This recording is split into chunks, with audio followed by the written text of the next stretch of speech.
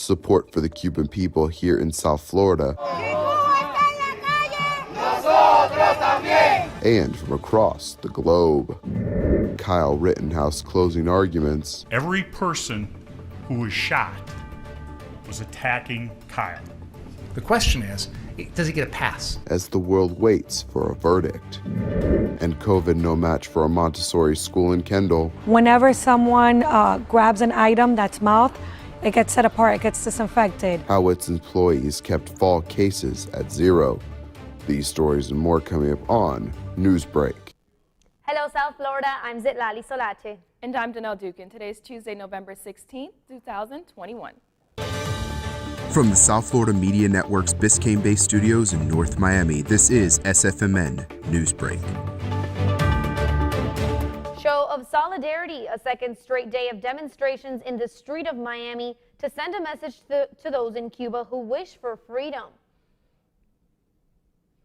One such demonstration in front of Versailles restaurant in Miami's Little Havana neighborhood. The network's Alejandra Garcia was there. That's right, Danelle Zitlali. As you can see right behind me, hundreds are gathered outside of Versailles restaurant, Cuban exiles in protest of the Cuban regime and in support of those Cuban natives protesting on the island against the government. It's time. It's our time. A bus blocks the street where a Cuban opposition activist lives. Cuban plainclothes police and government supporters prevent him from leaving his apartment and journalists from going to talk with him. The activist, a playwright named Junior Garcia Aguilera, posted this video before his internet was cut off by the government. I woke up under siege, he says. The whole block is surrounded by state security, dressed as civilians, trying to pass themselves off as the people. After widespread anti-government protests in July, the largest since Fidel Castro's revolution took power, a group of activists led by Garcia Aguilera called for a peaceful march to take place on Monday. The activists say they're calling on the communist-run government to allow more liberties and release hundreds of people still in jail from the July protests. Cuban officials denied permission for the march, claiming it is a pretext invented by Cuban exiles and the U.S. government wants to use rising tensions inside Cuba as an excuse to invade the island. These exiles in Miami calling for change. Kids don't have vitamins. The elderly are dying because the government won't tend to them. There is nothing on the island. Every day things get worse. These criminals in my country take everything for themselves. And I came here to support the cause of the Cuban freedom. And I believe that if all the individuals come together, they find a new power and unity. And local government officials also coming out to show their support for the Cuban population, both here and on the island. The city of Miami is supporting every single protest that it is geared against tyranny. We hate oppression and we hate any system that curtails liberty. We've spoken to dozens of protesters that say a lot of progress has been made both here and on the island, but there's a lot of work left to be done. Reporting from Miami, I'm Alejandra Garcia, South Florida Media Network. The show of support doesn't just end in South Florida. In addition to the protests in Miami yesterday, there were Cuban government opposition protests in Spain and Mexico as well. And in Argentina, there were demonstrations both against and for the Cuban government. The case against Kyle Rittenhouse is in the hands of the jurors this morning. Yesterday, closing arguments were wrapped in the trial. For nearly 2 hours, the prosecution laid out their final case against Kyle Rittenhouse. Prosecutors argued that he provoked the fatal shootings, while the defense team said he acted in self-defense. A lot of murder cases we're in here trying to convince a jury that the defendant killed somebody. That's not in dispute here. That's the easy part. The question is, does he get a pass? Kyle was not an active shooter. That is a buzzword that the state wants to lash onto. My client didn't shoot at anyone until he was chased and cornered. The judge dismissed a misdemeanor weapons possession charge against Rittenhouse. Jury deliberations for this trial will begin today. A book written by an LGBTQ activist is coming under fire this morning near Daytona. A criminal report filed over the book All Boys Aren't Blue that was placed in the library of 2 high schools and a middle school in Flagler County. Board member Jill Woolbright has filed a criminal complaint over the book.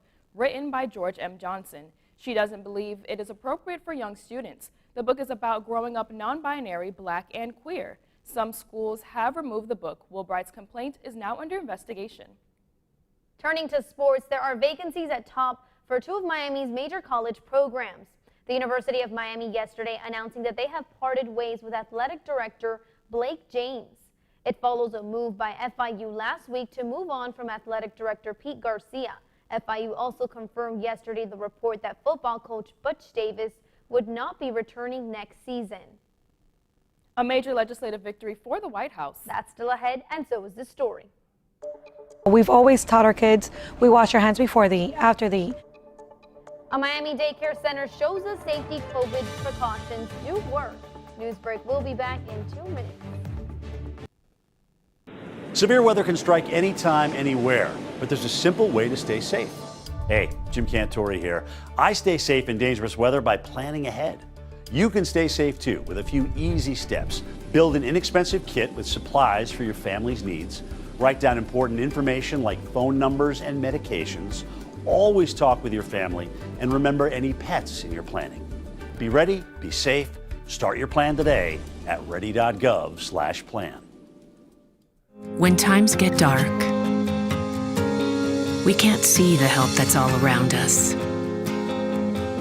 Let 211 be your guiding light for help with food, healthcare, and other resources. 211, how can I help you?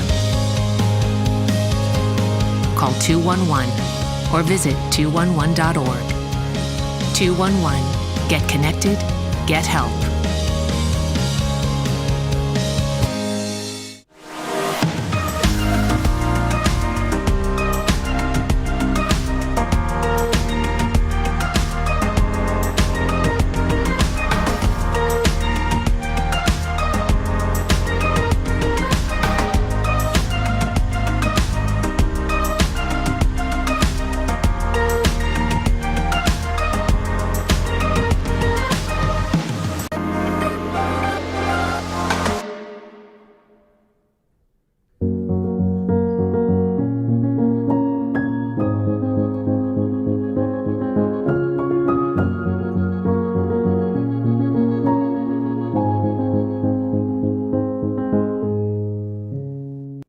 Whether it be sports, music, or art, we're all good at different things. But when it comes to texting and driving, no one's good at that.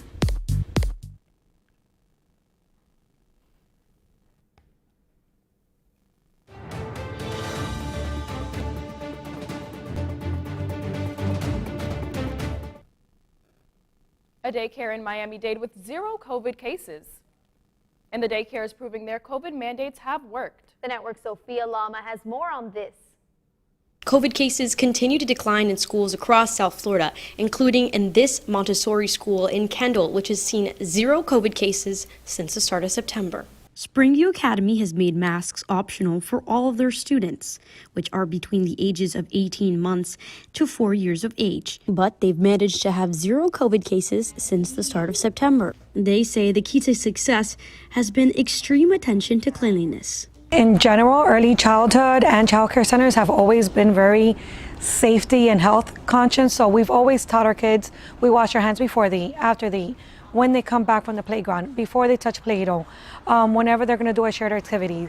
Whenever someone grabs an item that's mouthed, it gets set apart, it gets disinfected. COVID cases have steadily been declining in South Florida, and many parents at the school are vaccinated, making it very unlikely for students to come into contact with the virus.